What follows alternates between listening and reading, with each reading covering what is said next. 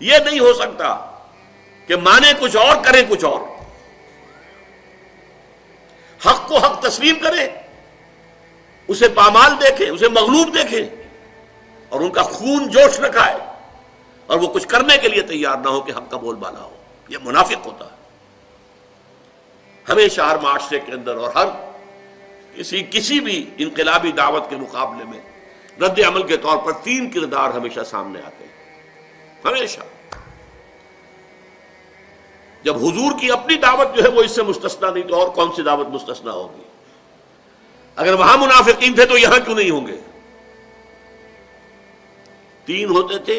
ایک وہ جن کو قرآن کہتا ہے سورہ توبہ میں السابقون الاولون من المہاجرین والانصار والذین اتبعوہم باحسان رضی اللہ عنہم ورضوا عنہ. یہ وہ لوگ ہوتے ہیں جنہوں نے حق کو قبول کیا تو اب ہرچہ بعد آباد جو ہو سو ہو، جان جاتی ہے جائے، مال جاتا ہے جائے، ہرچہ بعد آباد ماں کشتی درآب انداختیم، ہم نے تو اپنی کشتی جو ہے دریا میں ڈال دی. اب یہ کشتی تیرے گی تو ہم تیریں گے اور جئیں گے، یہ کشتی ڈوبے گی تو ہم ساتھ ہی ڈوبیں گے. ہم اس کشتی کو چھوڑ کر بھاگنے والے نہیں ہیں. ہرچہ بعد آباد جو ہو. یہ ایک کردار ہوتا ہے. دوسرا کردار اس کے برعکس ہوتا ہے جو مخالفت میں اڑ جاتا ہے، ڈٹ جاتا ہے، اپنے باطل نظام کو، باطل اعتقادات کو، باطل نظریات کو پروٹیکٹ کرنے کے لیے میدان میں آ جاتا ہے، مقابلے میں آ جاتا ہے. جیسے ابو جہل آ گیا، ابو لہب آ گیا، ولید بن مغیرہ آ گیا، عقبہ ابن ابی معیط آ گیا. یہ سب کون ہیں؟ یہ بالکل اپوزٹ کیٹیگری ہے، لیکن یہ کھلے دشمن ہیں، سامنے سے وار کرتے ہیں، ان سے بچنا آسان ہے.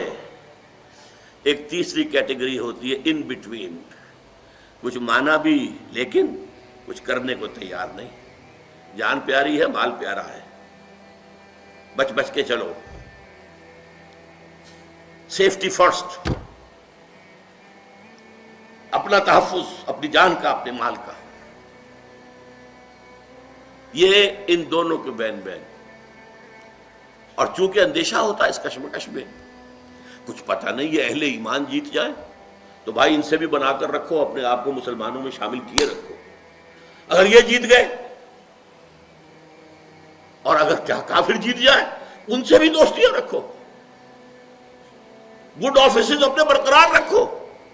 اگر وہ جیت گئے تو کیا ہوگا؟ یہ منافق کہلاتے ہیں.